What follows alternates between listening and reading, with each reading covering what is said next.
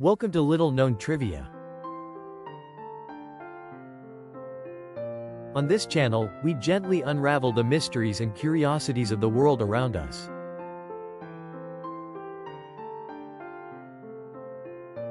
Hi there.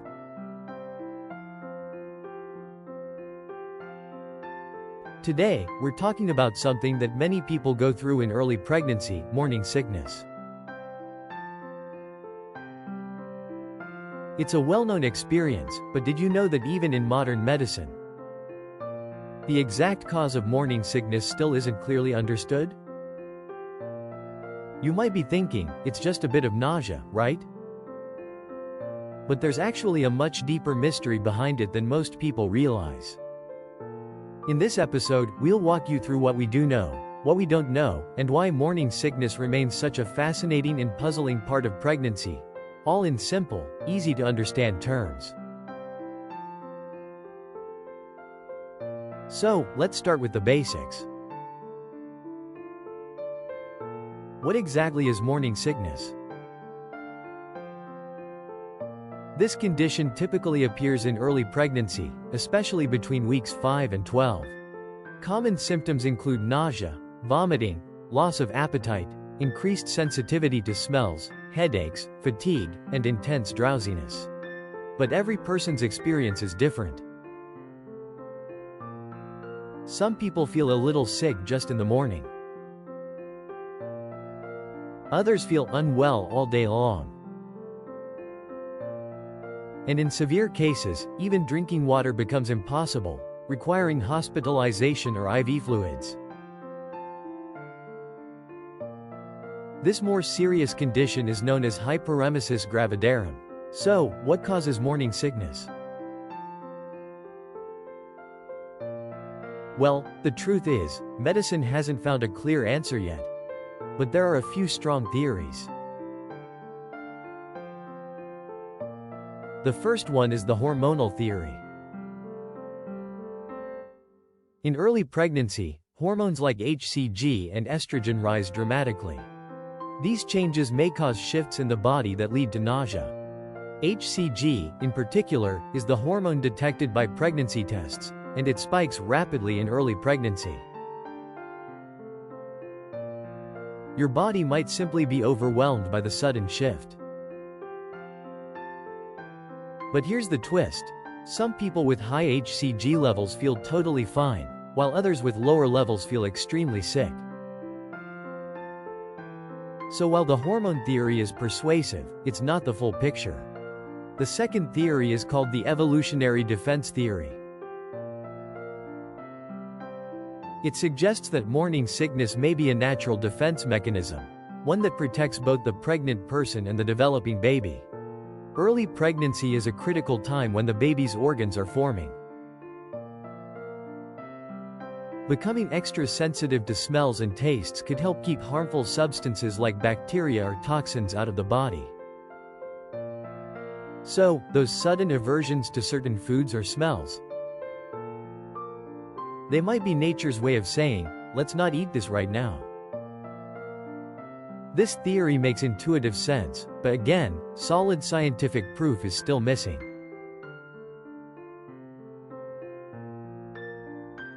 The third theory is about vitamin and nutrient deficiencies. Pregnancy can alter levels of certain nutrients, like vitamin B6, which affect the nervous system and may trigger nausea. Some people find relief by taking vitamin B6 supplements, but for others, it makes no difference at all. So again, this may be just one piece of the larger puzzle. The fourth theory focuses on emotional and psychological factors. Stress, anxiety, and the big life changes that come with pregnancy might play a role.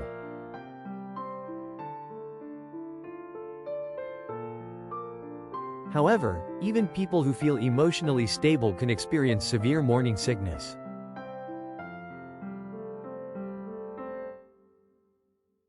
So while mental health may influence symptoms, it's likely not the root cause. As you can see, there's no single explanation. Morning sickness probably results from a mix of factors interacting in complex ways. But then, why do some people suffer more than others? Unfortunately, that's still a mystery. Still, we do see certain patterns.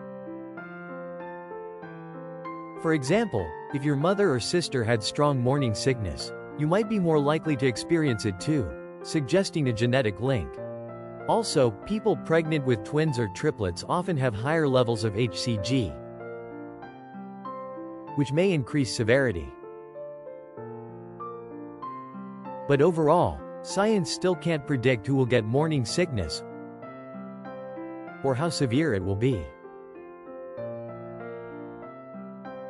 One especially unique symptom? Heightened sensitivity to smell. Suddenly, the smell of freshly cooked rice, perfume, shampoo, or cigarette smoke becomes unbearable, even if it never bothered you before. This is known as olfactory hypersensitivity, and it may be linked to hormonal changes or shifts in how the brain processes emotions. But once again, researchers are still investigating the exact cause. Now here's something even more intriguing: cultural differences. In countries like Japan and the US, over 80% of pregnant people report experiencing morning sickness. But in some regions of Africa, that number drops to around 20 to 30%. So what's going on? Is the actual occurrence different? Or are cultural attitudes making it harder to speak up about symptoms?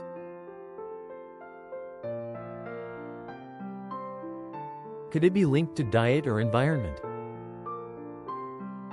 We simply don't know yet. You may have heard people say, morning sickness means the baby is healthy. And in fact, studies show that people who experience morning sickness may have a lower risk of miscarriage. That could be because their hormone levels, like HCG, are functioning well. But remember, this is just a trend, not a rule. Many people with zero nausea go on to have perfectly healthy pregnancies. So in the end, morning sickness is just one of many changes the body goes through during pregnancy. It's not something to judge as good or bad. Let's be honest, morning sickness can be really tough. But it's also a powerful sign that your body is working hard to support new life.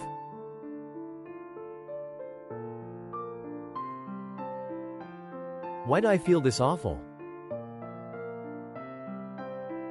Why does that one smell make me gag? Is it bad if I don't feel sick at all?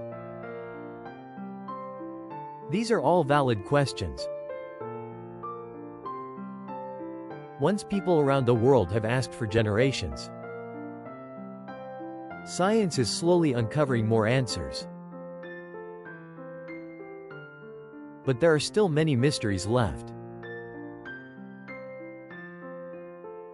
That's why it's so important to listen to your body, and never hesitate to reach out for help when you need it. Morning sickness might just be a little message from your baby, reminding you that something amazing is happening.